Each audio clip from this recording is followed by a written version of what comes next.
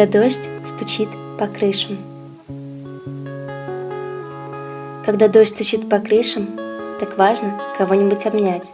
Так важно, чтобы кто-то смог стать ближе. Ну и, конечно же, смог бы просто понять.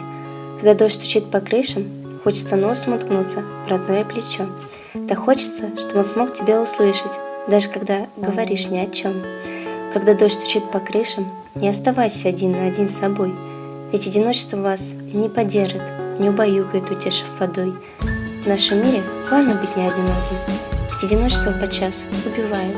Люди бывают жестокими, если их никто не понимает.